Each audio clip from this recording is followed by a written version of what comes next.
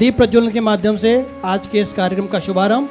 ओम अग्नेनय सुपथाराय अस्मान् विश्वानि देववयुनानि विद्वान् युयोधस्मज्जुहुरानमेनो भूयिष्ठां तेन मुक्तिं विधेमा यज्ञानतिमिरान्धस्य ज्ञानाञ्जनशलाकया चक्षुरुन्मीलितं येन तस्मै श्री गुरुवे नमः।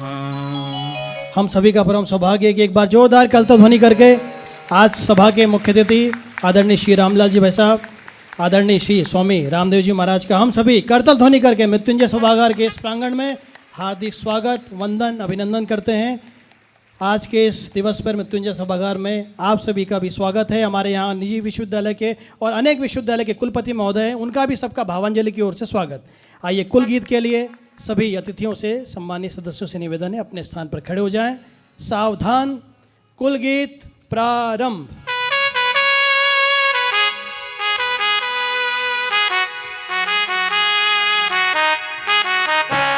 मानवीय उत्थान का जो अनवरत आधार है, मानवीय उत्थान का जो अनवरत आधार है, देव संस्कृति विश्वविद्यालय सृजन का द्वार है। देव संस्कृति विश्वविद्यालय सृजन का द्वार है।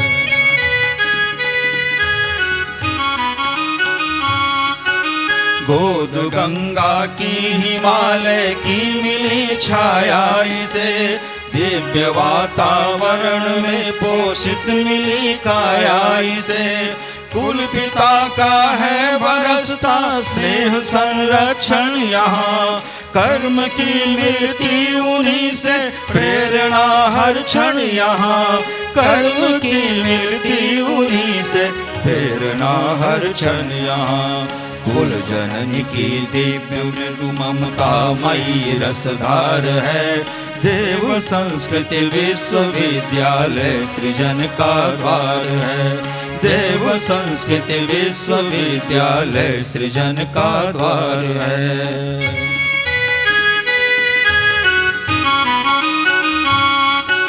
है यहाँ होता प्रखरतम चेतना का जागरण, आपसी सद्भावना संवेदना का जागरण। यह महामानव बनाने की सुगढ़ टकसाल है, पास कर इसमें युवाओं की बदलती चाल है। वास कर इसमें युवाओं की बदलती चाल है।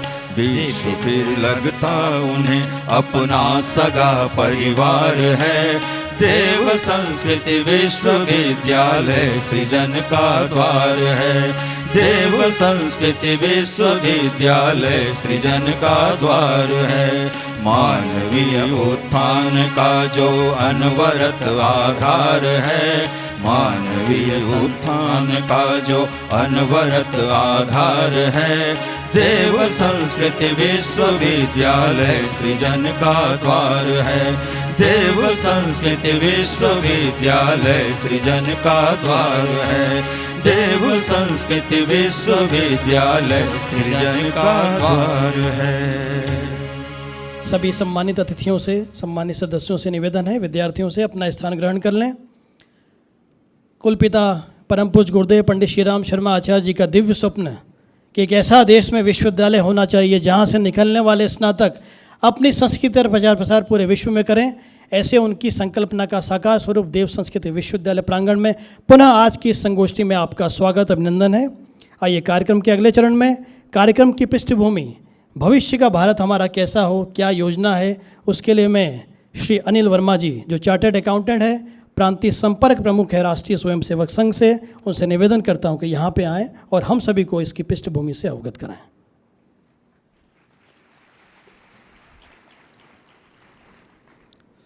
आप सभी का अभिनंदन करते हुए आज ये जो गोष्ठी हम आयोजित कर रहे हैं, भविष्य का भारत व हमारी भूमिका व देव संस्कृत विश्वविद्यालय के प्रांगण में संयुक्त रूप से इसको आयोजित कर रहे हैं। ये गोष्ठी क्यों की जा रही है, मैं इसका कारण बता रहा हूँ। राष्ट्रीय स्वयंसेवक संघ का व्याप आज दुनिया में और देश में लगातार बढ़ रहा है।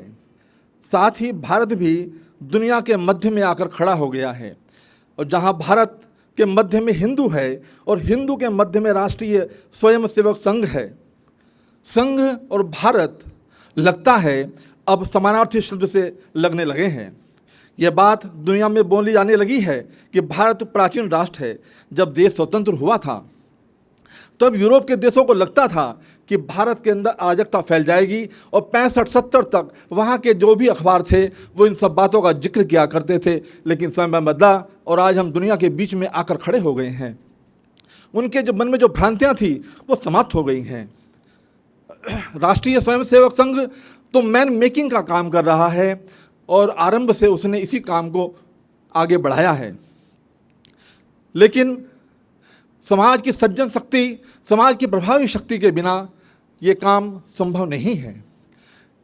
देश और राज्य ये सत्ताएं इसको बढ़ा सकती हैं, लेकिन जो राष्ट्र होते हैं जिसका मूल में संस्कृति होती है उसको समाज ही बढ़ाता है।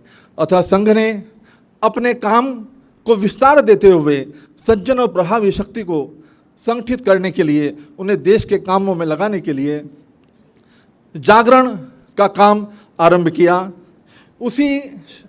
उसी चरण में यह गोष्ठी है कि हम भविष्य का जो भारत है वो कैसा होगा।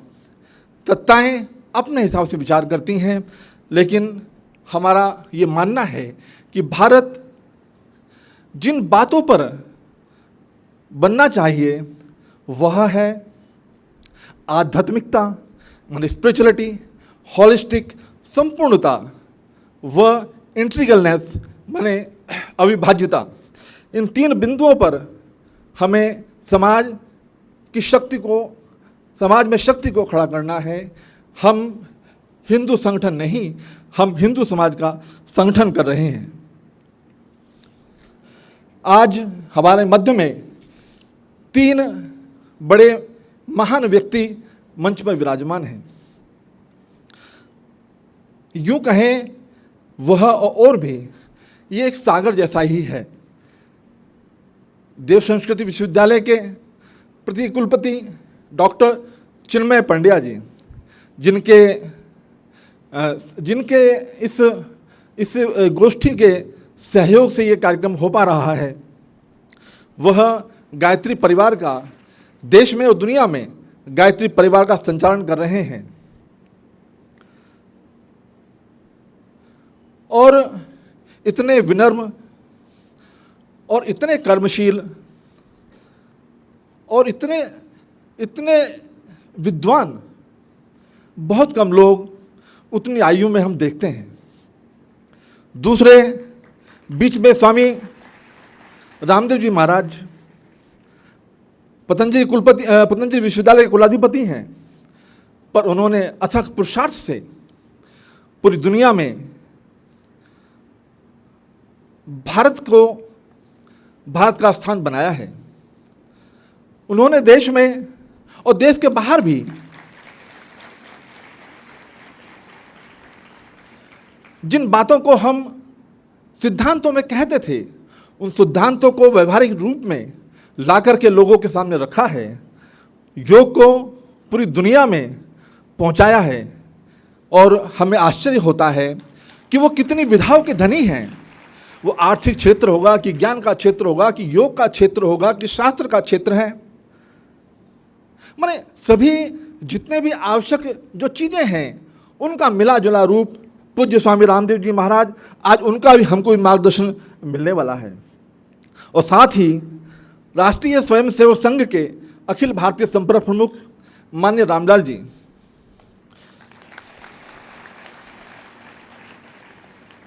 पिछले 50 वर्षों से संघ के प्रचारक हैं।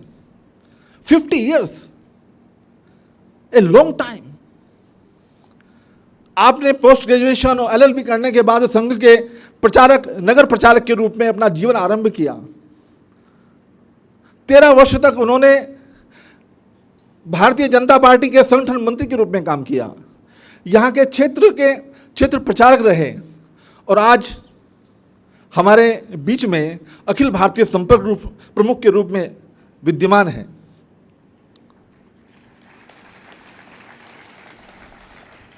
और भारत को दुनिया में नई नई ऊंचाइयों की तरफ ले जाने में लगे हुए हैं। और हम सभी संपर्क विभाग के लोग जो विभाग ये गोष्ठी कर रहा है उसके प्रमुख हैं। वास्तव में ये अत्यंत सुखद क्षण है जब हम लोगों को इस त्रिवेणी के विचारों को सुनने का मौका मिलेगा। इसी क्रम में मैं डॉक्टर चिन्मय पंड्या जी, जिनको हम प्यार से आदरणीय भैया जी कहते हैं, उनसे निवेदन करता हूं वो आए।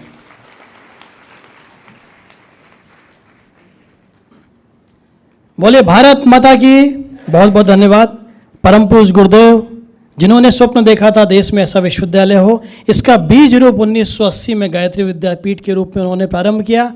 और एक ऐसे युवा जिनके भीतर उन्होंने वो संभावना देखी और बीज रूप में वो पुष्पित पल्लवित हुए, परम श्रद्धेय डॉक्टर साहब परम श्रद्धेय जी के मार्गदर्शन में जिनका व्यक्तित्व खिला।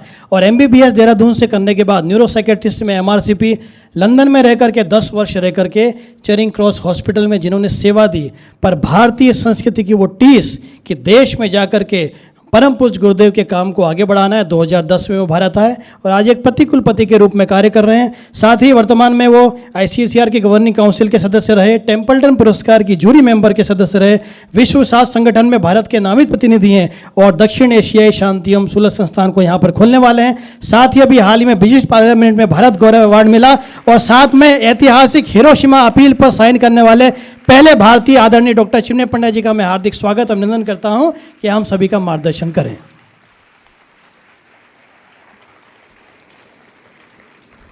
बहुत धन्यवाद राम अवतार।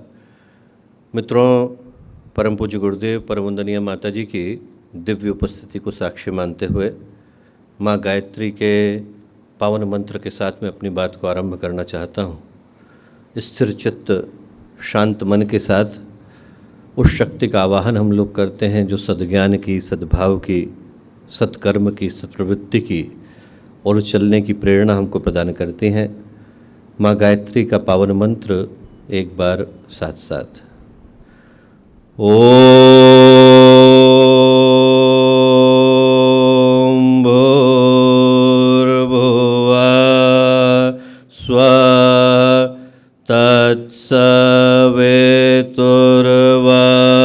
तत्सवितुर्वरेण्यं भर्गो देवस्य धीमहि धियो यो नः प्रचोदयात्।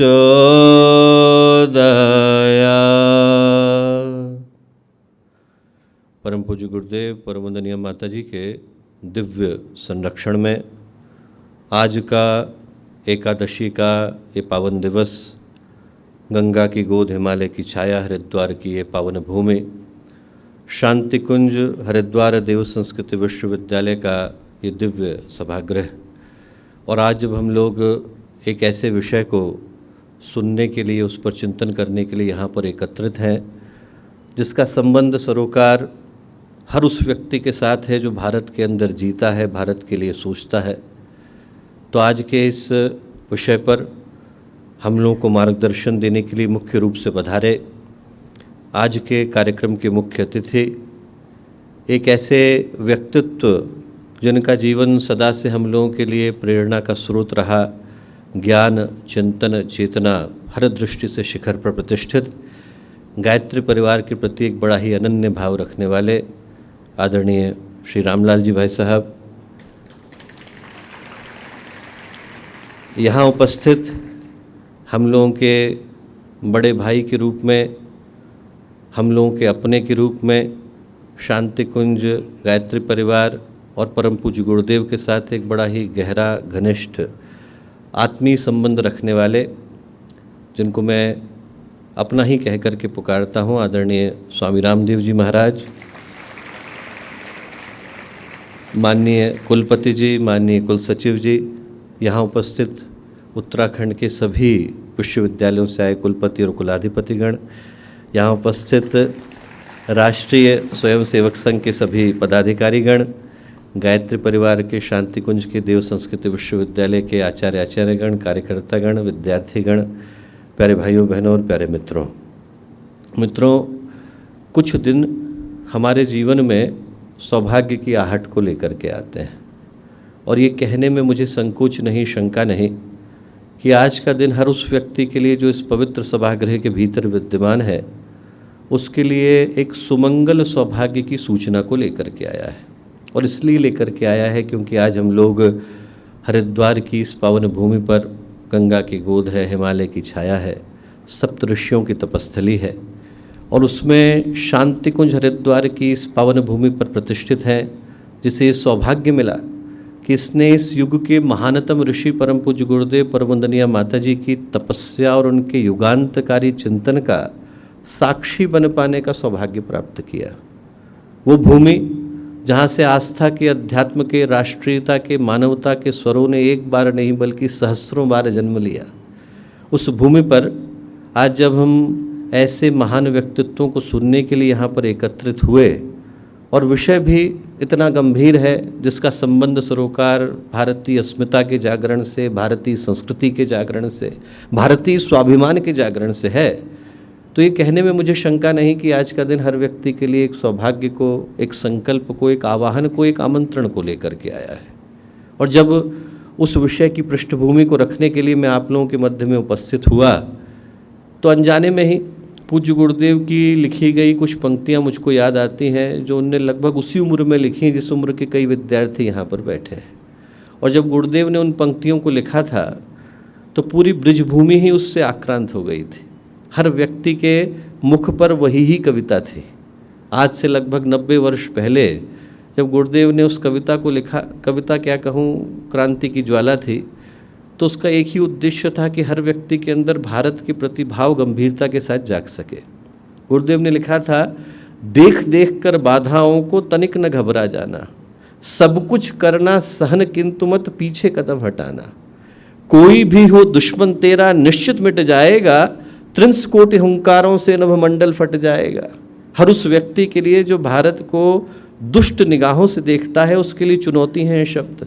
कोई भी हो दुश्मन तेरा निश्चित मिट जाएगा, त्रिंस कोटि हुंकारों से नभमंडल फट जाएगा, प्रलय मरुत हो बंद प्रचंड बवंडर के झोंके आवे, शांत हिमालय फटे शिलाए उड़े चूर हो टकरावे। क्या सोचे, परिवर्तन निश्चित है, परिवर्तन निश्चित है, बहरे सुने आंख अंधे खोले, सोने वाले उठे सिपाही जागे सावधान हो ले। जो शब्द हैं वो परिवर्तन की आहट का अंदाजा देने के लिए लिखे गए हैं। गुरुदेव ने जिस परिवर्तन की ओर इशारा किया, ये सोच करके ही मन में सौभाग्य की लहर आ जाती है कि वो परिवर्तन हमारी आंखों के सामने घट रहा है। भारत जाग रहा है, भारत के जागने के साथ साथ विश्व का जागरण भी हो रहा है। 15 जनवरी 1897 स्वामी विवेकानंद अपनी लंबी यात्रा के बाद जब भारत को लौटे तो अनेक लोगों ने उनका स्वागत किया, सम्मान किया और करने के साथ प्रश्न ये पूछा कि स्वामी जी, इतने दिनों तक आप विदेश रहे, आपकी उपस्थिति का लाभ वहाँ के लोगों को मिला, आपको क्या मिला? सन्यासी को तो समुद्र पर्यंत रहना नहीं चाहिए, आपको क्या लाभ हुआ? और इस प्रश्न का बड़ा उत्तर प्यारा स्वामी विवेकानंद ने दिया। उनने कहा, मैं इतने दिनों तक भारत की भूमि से दूर रहा तो उसका सबसे ज़्यादा लाभ तो मुझे ही हुआ। क्यों? क्योंकि पहले जिन बातों को मैं भावना के आवेश में आकर के सत्य मानता था, उनको प्रमाण पूर्वक सत्य मानता हूँ। पहले लोग बोलते थे भारत देवभूमि है, ऋषि भूमि है, अवतारों की भूमि है, मैं भी हाँ में हाँ कहता था, पर मेरा अपना कोई अनुभवजन्य विश्वास नहीं था। बोले इतने वर्षों तक, 5 वर्षों तक भारत की भूमि से दूर रहा, अब इस बात को पूरे विश्वास के साथ, गर्व के साथ, गौरव के साथ कह सकता हूं कि पूरे विश्व के मानचित्र में यदि कोई एक देश ऐसा है जहां पर दया का, त्याग का, करुणा का, मानवता का, आध्यात्मिक उत्कर्ष का, आध्यात्मिक अनुसंधान का सर्वाधिक विकास हुआ है, वो देश भारत का देश है। पूरे विश्व के मानचित्र में कोई एक देश ऐसा है जहां पर हर उस आत्मा को जो परमात्मा को पाने का प्रयत्न कर रही है, उसको जन्म लेने के लिए बाध्य होना पड़ता है और हुए बिना उसका कल्याण संभव नहीं, वो देश भारत का देश। There would be no salvation. और बोले आज नहीं तो कल इसी भारत की भूमि से ज्ञान की, विज्ञान की वो धाराएं फिर से बहेंगी जो अपने प्रकाश में पूरे विश्व को आप्लावित कर देंगी। और उस दिन के लिए 127 वर्ष पहले इन शब्दों को उन्होंने कहा, उस दिन के लिए पूरे विश्व को आज से ही भारत का ऋणी होने की आवश्यकता है। और वो शब्द एकदम सटीक है। पूरे विश्व को भारत का ऋणी होने की आवश्यकता है, क्योंकि भारत का भविष्य ही विश्व का भविष्य है। भारत जागेगा तो ही विश्व जागेगा। ये भारत की नियति है, भवितव्यता है, डेस्टिनी है, भविष्य है। यदि भारत जागा और भारत के अंदर की संभावनाएं जागी, तभी विश्व को दिशा दिखा पाना संभव है। और ये बातें मैं किसी कल्पना के आधार पर नहीं कह रहा हूँ। जरा सोच करके देखें कि जब अध्यात्म आया तो अध्यात्म ने आकर इसी पुण्य भूमि को अपना निवास स्थान बनाया, जब और देश चलना फिरना भी नहीं जानते थे। This was the permanent residence of the spirituality and humanity before anyone could even walk. ये वही भारत का देश है जहां से निकलने वाली योग की, ध्यान की, आयुर्वेद की, तप की, ज्ञान की, आस्था की, विश्वास की धाराओं ने उस प्रकाश को पैदा किया जिसके संपर्क में अंगुलीमाल भी आया तो भिक्षु बन करके गया। यहाँ पर पतितों को भगवान बनाने का काम किया जाता है। यहाँ पर भटकों को इंसान बनाने का काम किया जाता है। यहाँ पर जो अपने जीवन के उद्देश्य को भूल गए हैं उनको महामानव बनाने का काम किया जाता है। हम लोग कल्पना करें, एक दिन बैठें और ये सोचें कि एक ऐसा विश्व जहाँ पर कभी गीता की पंक्तियाँ ना आई हो, रामायण न गूंजी हो, जहाँ पर रामचरितमानस की चौपाइयाँ न गूंजी हो, जहाँ पर भगवान राम के चरण न पड़े हो, जहाँ पर भगवान कृष्ण के पांचजन्य का उद्घोष न हुआ हो, मीरा को, सूर को, कबीर को, तुलसी को, चैतन्य को अपने ऊपर धारण करने वाली ये भूमि, आचार्य शंकर को, रामानुज को, मध्य को, निम्बार को, भास्कर को अपने ऊपर धारण करने वाली ये भूमि, वो भूमि जहाँ पर छोटे छोटे बच्चे ध्रुव आए, प्रहलाद आए, सुखदेव आए, उपमन्यु आए, अष्टावक्र आए, एक से एक बढ़कर ज्ञान के सूर्य यहाँ पर उदित हुए। और वो भूमि जहाँ पर करोड़ों गायत्री परिजनों को दिशा दिखाने वाले परम पूज्य गुरुदेव आए। आप सोच के देखिए कि और कोई भूमि आपको विश्व के मानचित्र में नहीं मिलेगी जहां पर एक ही भूमि को इतने सारे सौभाग्य एक साथ मिले हो। और उस भूमि पर खड़े हो पाने का, उसका प्रतिनिधि बन पाने का सौभाग्य हम लोगों को मिला। इन बातों को मैं इस आशय के साथ कह रहा हूं दोस्तों कि आज जब हम लोग भारत के भविष्य के लिए चर्चा करते हैं तो लोगों को याद दिलाना अनिवार्य है कि हमारे रगों में खून किनका बहता है। जब तक व्यक्ति को ये याद नहीं आता कि वो किस विरासत का प्रतिनिधि है, वो एक भविष्य की संरचना कर पाने में अक्षम रहता है। मैं यहाँ पर इतिहास का महिमा मंडन करने के लिए खड़ा नहीं हुआ, बल्कि उन जिम्मेवारियों को याद दिलाने के लिए खड़ा हुआ हूँ कि हम लोग प्रतिनिधि किसके हैं, हम लोग किस सौभाग्य के वंशज हैं। हम लोग यहाँ से बाहर निकल करके देखें, आज हम लोग की आंखें छोटी हैं, हम लोग की दृष्टि छोटी है।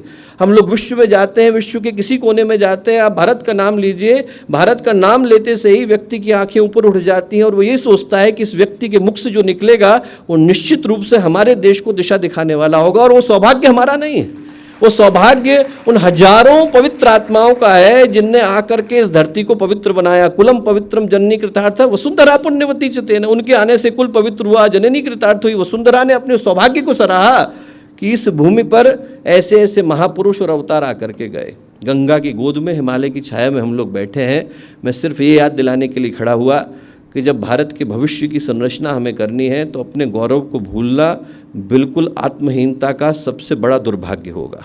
हम लोगों को यहाँ से संकल्प लेकर के जाने की आवश्यकता है कि जिस चेतना के, जिस परंपरा के प्रतिनिधि हम लोग हैं, उस सौभाग्य को आगे बढ़ाने के लिए हम लोग क्या कर सकते हैं। यज्ञ चल रहा है, आहुतियाँ डलने की आवश्यकता है। परम पूज्य गुरुदेव 18 वर्ष के थे, दोनों हाथों में तिरंगा लेकर के और चल पड़े। मुख में उनके तिरंगा था, अंग्रेजों ने लाठियाँ बरसाई, सब कुछ किया, सारे आघातों को सहन किया, मुंह का तिरंगा गिरने नहीं दिया। लोगों ने कहा मतवाला है। गुरुदेव का नाम तब से पड़ा श्री राम मत। उन मतवाले गुरु के वंशज हम लोग हैं। परंपरा को उसी दृष्टि से निभाने की आवश्यकता है। ये भारत की भूमि, हमसे पहले जो पूर्वज आए उनने न जाने कितने आघातों को सहा, कष्टों को सहा, उनका खून गिरा, रक्त गिरा, उनका बलिदान हुआ, तब जाकर आज हम लोग स्वतंत्रता की हवा में सांस ले पाते हैं। हम लोग उनके लिए क्या कर सकते हैं। जो आज का दिन है वो सिर्फ इसी स्मरण को दिलाने के लिए आया। स्वामी विवेकानंद क्षीर भवानी के मंदिर में बैठे थे। उनने जैसे ही देखा कि मंदिर के भग्नावशेष हैं, उनके मन में संकल्प आया, मैं इस मंदिर को बनाऊंगा। संकल्प लेना था, माँ देवी प्रकट हुई। वो प्रकट होकर के विवेकानंद से बोली, मंदिर मेरा, तुड़वाया मैंने, बनवाने वाला तू कौन? बनाना है तो वो बना जिसको बनाने के लिए तुझे बुलाया गया है। तू भारत को बना। बोले बनाना है तो तू भारत को बना। वहाँ से बाहर निकले और विवेकानंद ने संकल्प लिया, आज के बाद 50 वर्ष के लिए हमारी माता एक, देवी एक, आराध्य एक, नाम क्या? भारत माता। मैं कहूँगा आज आप लोग यहाँ आकर के बैठे, आप लोग यही याद करके जाना। आप लोग विश्वविद्यालय में आए, आपके माता पिता कोई भी रहे होंगे, यहाँ से जाने के बाद एक ही माता, एक ही पिता, भारत माता। उसको बनाने के लिए आप क्या कर सकते हो, वो संकल्प आपको लेकर के जाने की आवश्यकता है। अंत में जो आदरणीय अनिल भाई साहब ने एक बहुत अच्छी बात कही कि देव संस्कृत विश्वविद्यालय में हम लोग क्यों कर रहे हैं, तो क्यों कर रहे हैं का उत्तर दिनकर की एक कविता के साथ देकर के मैं अपनी बात को समाप्त करूंगा, क्योंकि समय अल्प है और हम लोगों को भी आदरणीय श्री रामलाल जी भाई साहब, आदरणीय स्वामी रामदेव जी महाराज को सुनना शेष है। तो एक कविता सुना करके अपनी बात को मैं समाप्त करता हूँ। और कविता दिनकर की है, बहुत ही अद्भुत है। उनने लिखा, अभी पहली आहुति है, अभी पहली आहुति है, यज्ञ जरा चलने दो, दो हवा देश की आग जरा जलने दो। अभी पहली आहुति है, यज्ञ जरा चलने दो, दो हवा देश की आग जरा जलने दो। जब हृदय हृदय पावक से भर जाएगा, जब हर हृदय के अंदर देश के लिए आग जलेगी, जब हृदय हृदय पावक से भर जाएगा, भारत का पूरा पाप उतर जाएगा। देखोगे देखोगे प्रलय कितना चंड होता है, असिवंत हिंद कितना प्रचंड होता है। वो हिंद जिसका कोई शत्रु नहीं होगा, असिवंत हिंद कितना प्रचंड होता है। तब क्या होगा?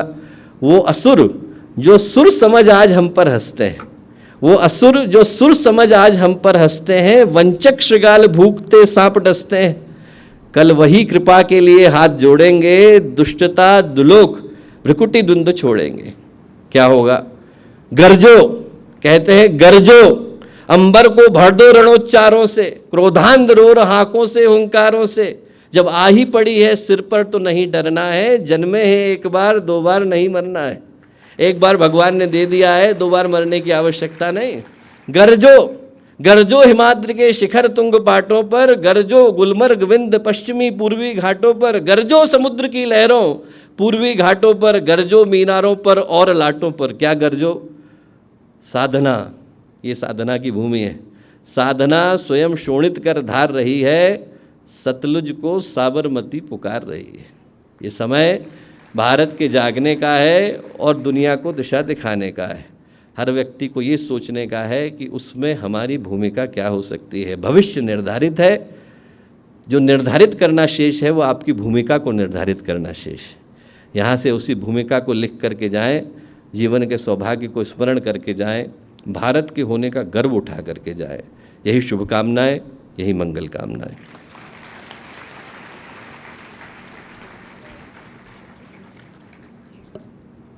भविष्य का भारत और हमारी भूमिका को आदरणीय डॉक्टर चिन्मय पंड्या जी भाई साहब ने बड़े ही सारगर्भित शब्दों में हम सब तक पहुंचाया, और हमारी भूमिका भी किस प्रकार से सुनिश्चित हो सकती है उन्होंने बताया। हम करतल ध्वनि से पुनः उनके लिए हम कृतज्ञ होकर उनका अभिनंदन करते हैं।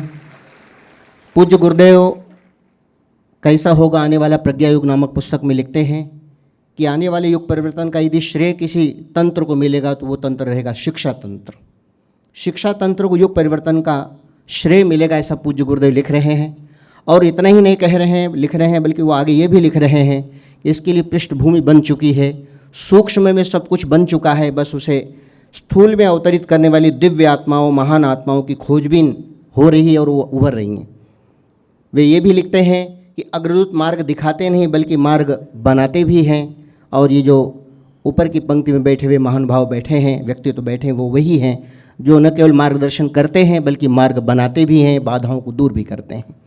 ऐसे ही व्यक्तित्वों के बीच हमारे बीच बैठे हैं योग ऋषि स्वामी रामदेव जी महाराज, जो शिक्षा जगत से भी जुड़े हैं। वे पतंजलि योगपीठ के विश्वविद्यालय के कुलाधिपति भी हैं और योग और आयुर्वेद को उन्होंने न केवल भारत बल्कि विश्व के कोने कोने में पहुंचाने में एक महत्वपूर्ण योगदान दिया, अनुसंधान किया और योग को एक व्यवहारिक स्वरूप में किस प्रकार प्रस्तुत किया। ऐसे योग और आयुर्वेद के अनुसंधानकर्ता ऋषि आदरणीय स्वामी रामदेव जी महाराज को हम आमंत्रित करते हैं। करताल ध्वनि से हम एक बार पुनः उनको आमंत्रित करते हैं। धन्यवाद। भारत माता की, सत्य सनातन वैदिक धर्म की, श्रद्धेय गुरुदेव की, पूज्य माता जी की। ये वो पुण्य धरा है जहाँ देव संस्कृति का उद्घोष सदा होता रहा है। श्रद्धेय गुरुदेव, पूज्य माता जी, जो हमारी इस वेद संस्कृति, ऋषि संस्कृति, आर्ष संस्कृति, जो भारत की मूल प्रकृति है, उसके जीवंत मूर्त मंत्र जिसके देवता थे, जो हमारी ऋषि परंपरा के साक्षात विग्रह थे और उनकी चेतना अभी भी शाश्वत है। इसलिए वो ज्ञान रूप में, प्रेरणा रूप में, वेद दृष्टि के रूप में, देव संस्कृति के रूप में, दैवी संपद के रूप में, जिसको श्रीमद् भगवद गीता के 16वें अध्याय में गाया, अभयम सत्व संशुद्धिर, जो 24 गुण गाए, उन 24 गुणों को उन्होंने अपने जीवन में आत्मसात करके और सबके जीवन में उस दिव्यता को उतारा। इसलिए श्रद्धेय गुरुदेव की भूमिका मात्र एक साधक की भूमिका नहीं, एक सिद्ध की भूमिका नहीं, एक युग दृष्टा की भूमिका है उनकी। वो एक राष्ट्र पुरुष तो हैं, वो वेद पुरुष तो हैं, वो एक युग पुरुष हैं और उनको सदा उपस्थित मान करके और स्वयं को उन्हीं का ही प्रतिनिधि मान करके हमारे श्रद्धेय प्रणव पंड्या जी हो, हमारे अब आयु में 1, 2, 3 साल कोई छोटे हो सकते हैं, वैसे छोटे लगते तो है ही नहीं हमारे। तो हमारे अनुज, संसार में ऐसा कहा जाता है, जो आयु में, अब जैसे आचार्य बालकृष्ण जी और ये शायद हम उम्र से ही हैं, तो दोनों ही हमारे लिए अनुज हैं, लेकिन इन्होंने अनुज होकर के अपने पूर्वजों की भूमिका के लिए अग्रज का काम किया है और उसको अग्रणी बनाने में अहर्निश पुरुषार्थ कर रहे हैं। उस ऋषि मेधा को आत्मसात किया है। श्रद्धेय गुरुदेव के संकल्पों को, उनके चरित्र को अपने जीवन में आत्मसात करके हम आज से कुछ वर्ष पहले तक सोचा करते थे श्रद्धेय गुरुदेव के संकल्पों का उत्तराधिकारी कौन होगा। हमारे भाई चिन्मय पंड्या जी को देख करके लगता है कि श्रद्धेय गुरुदेव के संकल्पों के उत्तराधिकारी हमारे छोटे भाई हैं। श्रद्धेय गुरुदेव के संकल्पों को जिन्होंने जिया है, बलदाऊ जी, हमारे शरद जी और शांति कुंज गायत्री परिवार, ये देव संस्कृति विश्वविद्यालय, नाम भेद हो सकता है, आरएसएस और आरएसएस के जितने भी राष्ट्रीय स्वयंसेवक संघ के जितने भी राष्ट्र सेवा के प्रकल्प हैं, आज पतंजलि है, आरएसएस है या शांति कुंज है, ये 3 संस्थाएं नाम से भिन्न हो सकती है, संकल्प एक ही है, साध्य एक ही है, ध्येय एक ही है। तेरा वैभव अमर रहे माँ, हम दिन 4 रहे ना रहे। पथ का अंतिम लक्ष्य नहीं है सिंहासन चढ़ते जाना, सकल समाज को लिए साथ में आगे है बढ़ते जाना। हम सुधरेंगे जंग सुधरेंगे आप नारे लगा रहे थे। श्रद्धेय गुरुदेव के लगभग 100 जो यहाँ शांति कुंज में आप गीत गाते हो, उन प्रेरणा गीतों को हम पतंजलि योगपीठ में योग के साथ गाते रहते हैं। श्रद्धेय गुरुदेव के सपनों को मैंने अनेक पुस्तकों में पढ़ा है। संगठन के रूप में वो संगठन को बहुत महिमा देते हैं, गौरव देते हैं, और इतना बड़ा संगठन गायत्री परिवार का आज तो पूरे विश्व में चल रहा है, ये श्रद्धेय गुरुदेव के तप का परिणाम है। एक तपस्वी का तप क्या होता है, जो हम वेद मंत्रों में पढ़ते हैं, भद्रम इच्छन्त ऋषः सर्वविदः तपो दीक्षाम उपनिषेदुरग्रे ततो राष्ट्रम बलमोजस्य जातम तदस्मै देवा उपसमन्वन्तु का जीवंत स्वरूप है ये शांति कुंज देव संस्कृति विश्वविद्यालय। एक तपस्वी के तप का परिणाम। और उन्होंने देवत्व को जिया, जो उपनिषदों में कहा वेदांत विज्ञान सुनिश्चितार्था संन्यास योगात यतः शुद्ध सत्वा ते ब्रह्मलोकेषु परांत काले परामृता परिमुच्यन्ति सर्वे होकर के उच्च। अमेरिका के पास आज बार्गेनिंग पावर है, चाइना के पास आज बार्गेनिंग पावर है, रसिया के पास है। ये 3 बड़ी शक्तियां हैं दुनिया की, बड़े बड़े भूभाग हैं, 3-3, 4-4 गुना, 5-5 गुना भूभाग है उनके पास। उनके पास लैंड बैंक है, उनके पास नेचुरल रिसोर्सेज हैं, उनके विश्वविद्यालय, एक एक विश्वविद्यालय में तो पूरी दुनिया में, यूरोप से लेकर के कनाडा, अमेरिका, ब्रिटेन से लेकर के ऑस्ट्रेलिया से लेकर के सब जगह देखा क्या जबरदस्त उन्होंने, आज से नहीं 100 साल पुराने उनके विश्वविद्यालय। हमारे विश्वविद्यालयों को हमें ब्रिटेन, यूरोप, अमेरिका, ऑस्ट्रेलिया, इनके विश्वविद्यालयों से ज्यादा बेहतर बनाना होगा। मानस का निर्माण वहां से होता है। श्रद्धेय गुरुदेव यही चाहते थे, संघ यही चाहता है। संघ का मूल कार्य है ये एमएलए, एमपी, सीएम, पीएम बनाना नहीं है। संघ खुद इस बात को मानता है। संघ का कार्य व्यक्ति निर्माण से, चरित्र निर्माण से, राष्ट्र निर्माण और युग निर्माण है। और ये होगा कैसे? ये मानस के निर्माण से होगा। और मानस का निर्माण कहाँ होगा? शिक्षा के अधिष्ठानों में होगा। हमें ऐसे मानस गढ़ने पड़ेंगे जो ज्ञान को आत्मसात करके श्रद्धा पूर्वक, श्रद्धेय गुरुदेव कहते हैं आध्यात्मिक व्यक्ति कैसा होता है? बौद्धिक सामर्थ्य सब में एक जैसा नहीं हो सकता, सबका इंटेलेक्चुअल लेवल बहुत ऊंचा हो, हिमालय जैसा शिखर पर हो, ऐसा भी नहीं हो सकता। सामान्य मेधा हो, मध्यम मेधा हो, या प्रज्ञा की पराकाष्ठा हो, इसमें 2-3 तल, 5-7 तल भी चलेंगे। श्रद्धा की सब में पराकाष्ठा हो, और उस श्रद्धा की पराकाष्ठा यहाँ शांति कुंज परिवार में सब साधकों की है। अभिनंदन।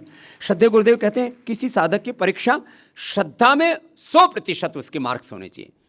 ज्ञान का स्तर, बौद्धिक स्तर, प्रतिभा थोड़ी कम ज्यादा हो, पुरुषार्थ का स्तर भी थोड़ा कम ज्यादा होगा। अब मैं 18 घंटे पुरुषार्थ करके भी थकता नहीं। मेरा हेमोग्लोबिन पिछले 30 वर्षों से 17.5 रहता है, और मैं 4-5 घंटे विश्राम करके अपने सारे कार्य, अपनी सेवाएं निष्पादित कर लेता हूं। थोड़ा कम करेगा, ज्यादा कर। अपनी निष्ठा 100% अखंड रहनी चाहिए। और फिर क्या करना है? अपने दायित्व का 100% प्रामाणिकता से निर्वहन करना है। अलग अलग दायित्व हैं, तो हमें शिक्षा के क्षेत्र में ऐसी प्रतिभाओं को गढ़ना है जो सामाजिक क्षेत्र में, आर्थिक क्षेत्र में, राजनीतिक क्षेत्र में, विधायिका में, कार्यपालिका में, न्यायपालिका में। श्रद्धेय गुरुदेव देश की सभी व्यवस्थाओं में देवत्व की प्रतिष्ठा करना चाहते थे। ये गुरुदेव का स्वप्न था। ये अलग बात है कि सामाजिक, आर्थिक, राजनीतिक परिस्थितियां बदलती बिगड़ती रहती हैं, उसमें थोड़े थोड़े सब परिवर्तन देखने को मिले। यहाँ आकर के अपने आप को कृतार्थ महसूस करते हैं और श्रद्धेय गुरुदेव के प्रति कृतज्ञता अर्पित करने के लिए यहाँ पर आए।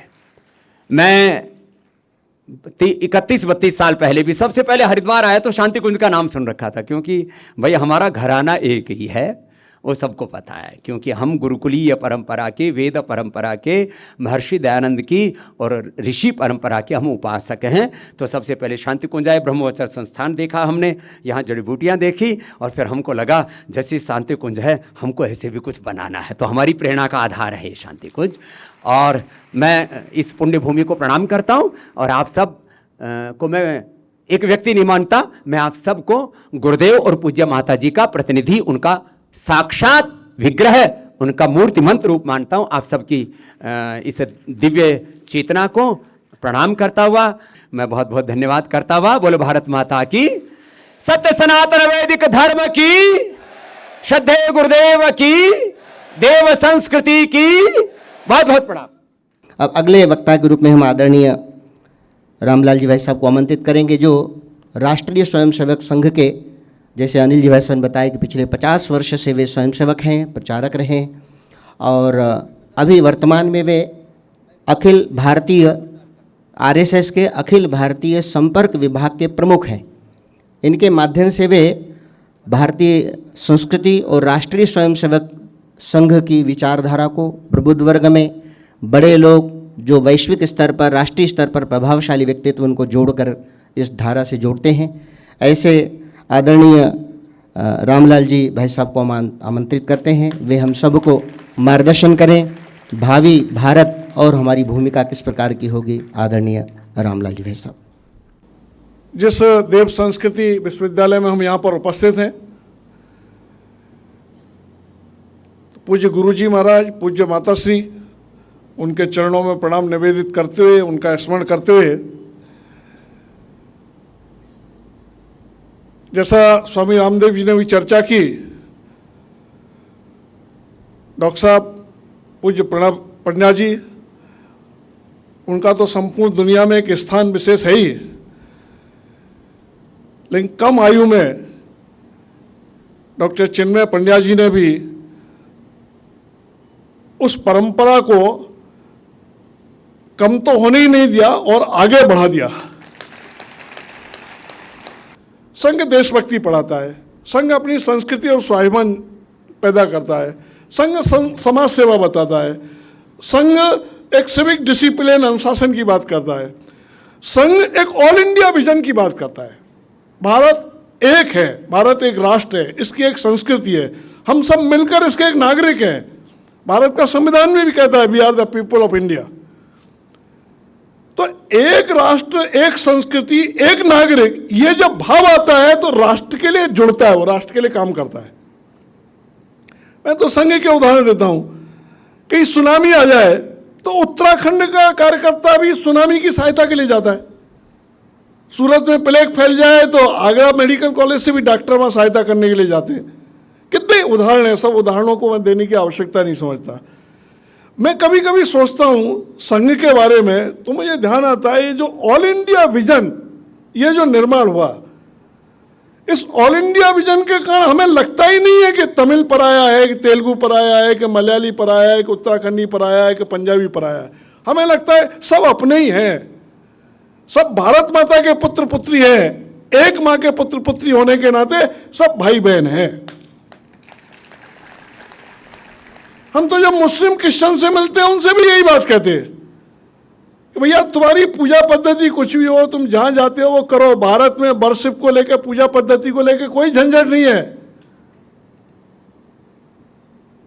स्वामी जी आर्य समाज के गुरुकुल से पढ़े लिखे, लेकिन उन्होंने पूजन भी किया है, पुष्प भी चढ़ाए, दीपक भी जलाया। या पूजा पद्धति को लेकर समस्या नहीं है। तुम इतना मान लो कि सबके पूर्वज एक हैं, इस राष्ट्र की प्राचीन संस्कृति है और हम सब भारत माता के पुत्र हैं, तो कोई झगड़ा ही नहीं है। जल्दी मानेंगे नहीं, क्योंकि मानने के लिए जिनको मनवाना है उनकी ताकत चाहिए। वो ताकत निर्माण करने का प्रयास चल रहा है। जैसे जैसे वो ताकत निर्माण हो जाएगी तो बिना मनवाए ही सब मान जाएंगे, पक्का मान लो आप। ये संघ है। और जैसा बताया कि सब मिलकर ही काम कर रहे हैं, नाम अलग अलग है, काम तो एक ही प्रकार का है, विचार तो एक ही है। संगठन अलग अलग दिखते होंगे। संघ के बारे में यदि मुझे एक बात और कहनी हो तो मैं कह सकता हूं, देश में जो कुछ अच्छा है उस सबको हम संघ का ही काम मानते हैं। जो कुछ अच्छा है, इसलिए हम किसी काम में भेद ही नहीं करते। हम जब यहां आते हैं तो हमें लगता है कि हम ही यहां हैं, हमारा ही काम हो रहा है, और हमारा काम हो रहा है नहीं, भारत का ही काम हो रहा है। हम पतंजलि में जाते हैं तो हमें लगता ही नहीं कि हम किसी अलग संस्थान में आए, क्योंकि जो कुछ अच्छा है वो हमारा है। और संघ मानो अच्छे के लिए ही बना है। अभी जब भविष्य के भारत की चर्चा में हम जा रहे हैं तो माननीय मोहन भागवत जी से अभी किसी ने एक प्रश्न किया कि संघ को और कितना बड़ा करना है। तो माननीय मोहन भागवत जी ने कहा कि संघ अब ऑटो मोड में आ गया है, थोड़ा थोड़ा करने से अपने आप बढ़ जाएगा। या प्रांत प्रचारक जी और बाकी सब बैठे हैं, उनके लिए नहीं है विषय, उनको तो करना ही है जो कुछ करना है। तो उन्होंने थोड़ा थोड़ा करने से अपने आप बढ़ जाएगा, ऑटो मोड में आ गया है। उनका फिर क्या है? उनका हम भारत को बड़ा करना चाहते हैं। उनका हर देश अपने को बड़ा करना चाहेगा तो कॉन्फ्लिक्ट पैदा हो जाएगा। ऐसा कैसे होगा? उनका नहीं, भारत बड़ा होता है तो उसका अलग अर्थ है। दुनिया का कोई देश बड़ा होता है तो उसकी सुख शांति है। यदि दुनिया में भारत बड़ा होता है तो दुनिया की सुख शांति की गारंटी है भारत। वसुधैव कुटुंबकम दुनिया में कहीं नहीं है। वर्ल्ड इज मार्केट है, वर्ल्ड इज फैमिली नहीं है। यह विचार भारत के ऋषियों ने दिया है। सर्वे भवन्तु सुखने कहीं नहीं है, वो स्वयं सुखी हो इसकी चर्चा तो है, लेकिन सभी सुखी हो ये चर्चा ही नहीं है। यह सूत्र भारत में निकले। एकम सद्विद्रा बहुधा वदंती, यह भारत में सत्य एक है, अलग अलग रूपों में उसको कहा गया होगा। इसलिए हमको बहुत परेशानी नहीं होती। कोई मोहम्मद साहब को मानता है, कोई ईसा मसीह को मानता है, कोई इनको मानता है। भाई मानवता के लिए काम करो, अच्छाई के लिए काम करो। तुम बाकी जिसको मानते हो उसको मानते रहो। तो यह भारत है। जब हम भविष्य के भारत की चर्चा करते हैं तो भारत को समझना पहले आवश्यक है। अब यहां आजकल धर्म रिलीजन को लेकर झंझट होता है। रिलीजन रिचुअल्स है, धर्म कर्तव्य है। संत तुलसीदास जी ने बड़े सरल अर्थों में कहा है, पर हित सरस धर्म नहीं भाई। यानी दूसरे के से हित करने का बड़ा कोई धर्म ही नहीं है। यह भारत है। यहां कोई पूजा पद्धति का नाम धर्म नहीं है। प्रचलित अर्थों में हम पूजा पद्धति को भी धर्म कह देते हैं। अंग्रेजी में धर्म के लिए कोई शब्द नहीं है, इसलिए उन्होंने मिलता जुलता रिलीजन शब्द दे दिया। ऐसे बहुत सारे भ्रम है। भारत का भविष्य आप है। तो आगे आने वाले 8-10 वर्षों में जब भारत का भविष्य हमको गढ़ना है तो हमको इस मानसिकता से काम करना पड़ेगा।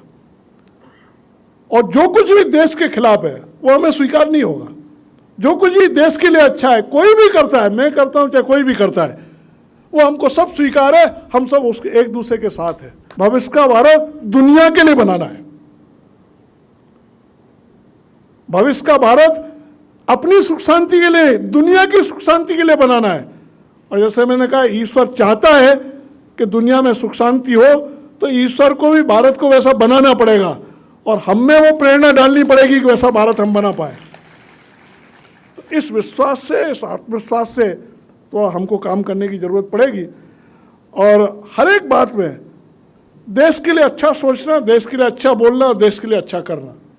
देशभक्ति यानी क्या है? देश के लिए अच्छा सोचेंगे, अच्छा बोलेंगे, अच्छा करेंगे।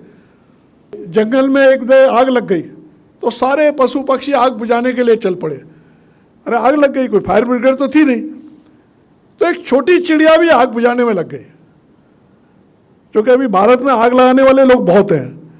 थोड़ा इशारा दोनों वक्ताओं ने किया। स्वामी रामदेव जी ने थोड़ा ज़्यादा किया उसका, आग लगाने वालों का थोड़ा इशारा।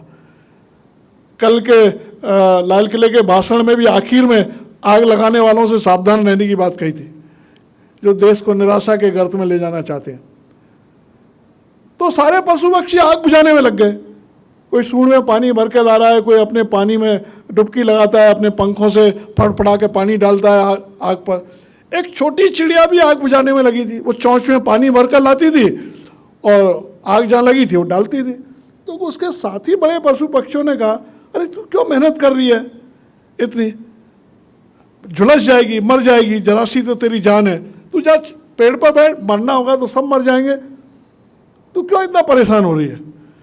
तो उस चिड़िया ने जो जवाब दिया वो भविष्य के भारत के निर्माण की नींव है। चिड़िया ने जवाब दिया कि मैं जानती हूँ मेरे आग बुझाने, पानी चोंच में भर के लाने से और आग बुझाने से ये आग नहीं बुझने वाली है, लेकिन मैं ये जरूर जानती हूँ जब कभी भी जंगल की आग लगने और बुझने का इतिहास लिखा जाएगा, मेरा नाम आग लगाने वालों में नहीं, आग बुझाने वालों में लिखा जाएगा। लगाने वाले ज्यादा नहीं है, थोड़े ही है, लेकिन आग बुझाने वाले, समन्वय करने वाले, सामंजस्य करने वाले, देश को ठीक दिशा देने वाली ये पीढ़ियां हम जितनी तैयार होती चली जाएंगी उतना पक्का मान लीजिए दुनिया ठीक चलेगी, भारत तो ठीक चलेगा ही। और मैं तो अक्सर बोलता हूं अपने उद्बोधन में, आज हम भारत माता की जय बोलते हैं। आज डॉक्टर पंड्या जी और रामदेव जी भारत माता की जय बुलवाते हैं, वंदे मातरम बुलवाते हैं।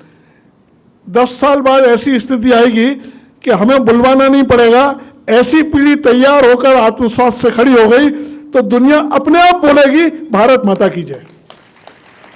बस उसकी तैयारी हम सबको करनी है। आप सबको शुभकामनाएं। आइए कार्यक्रम के अगले चरण में कुछ विमोचन का क्रम है। सर्वप्रथम अनाहत पत्रिका जो पत्रकारिता एवं जनसंचार विभाग निकालता है, देव संस्कृति की गरिमा को कैसे हमको आगे ले जाना ये इसमें है। साथ ही देव संस्कृति इंटरडिसिप्लिनरी यज्ञ रिसर्च जनरल, यज्ञ का ज्ञान और विज्ञान, कैसे हम सभी यज्ञ के चिंतन को घर घर में ले जाएं, ज्ञान की गंगा को कैसे हम घर घर में ले जाएं, देव संस्कृति की गरिमा को कैसे भूमंडल पर ले जाएं, ये सभी प्रेरणा इन जनरलों में है। आइए कार्यक्रम के अगले चरण में हम सभी हमारे सम्मानित अतिथियों का स्मृति चिन्ह द्वारा यहाँ स्वागत करेंगे। प्रतिकुलपति महोदय, कुलपति महोदय से निवेदन है वो क्रम कर रहे हैं। देवी स्थापना का चित्र, आज के मुख्य अतिथि श्री रामलाल जी भाई साहब, राष्ट्रीय संपर्क प्रमुख, राष्ट्रीय स्वयंसेवक संघ, गायत्री माता का चित्र, साथ ही जूट का बैग जो हैंडमेड हमारे स्कूल ऑफ सोलोमन द्वारा निर्मित है, इसमें परम पूज्य गुरुदेव का साहित्य, साथ ही स्वामी रामदेव जी महाराज का स्मृति चिन्ह देकर स्वागत कर रहे हैं। देव संस्कृति विश्वविद्यालय के परिकर में ही निर्मित होने वाला ये जूट का बैग, जिसमें परम पूज्य गुरुदेव द्वारा विचरित साहित्य है, और स्कूल ऑफ सोलोमन और देव संस्कृति विश्वविद्यालय सोलोमन के माध्यम से किस प्रकार हम जन जन की सेवा करें, इसका यहाँ पर प्रेरणा शोध बन रहा है। माँ गंगा का पावन जल जीवन में गतिमान रहे, शालीन रहे, शालीनता रहे, इसकी प्रेरणा हम सभी ने प्राप्त की। अंत में एक बार पुनः करतल ध्वनि करके हम सभी सम्मानित अतिथियों का स्वागत वंदन करें। आइए शांति पाठ के साथ इस कार्यक्रम का समापन करेंगे। इस संगोष्ठी का द्वितीय सत्र श्री राम भवन में कुछ देर बाद प्रारंभ होगा। आइए एक साथ शांति पाठ। ॐ द्यौः शान्ति अन्तरिक्षगं शान्तिः पृथिवी शान्तिरापः शान्तिरोषधयः शान्तिः वनस्पतयः शान्तिर्विश्वे देवाः शान्ति ब्रह्म शान्तिः सर्वगं शान्तिः शान्तिरेव शान्तिः सामा शान्तिरेधि। ॐ शान्तिः शान्तिः शान्तिः सर्वारिष्ट सुशान्तिर्भवतु। हमारे YouTube चैनल शांति कुंज वीडियो गायत्री परिवार को सब्सक्राइब करें एवं बेल आइकन जरूर दबाएं ताकि गायत्री परिवार की विभिन्न गतिविधियों की जानकारी आपको मिलती रहे।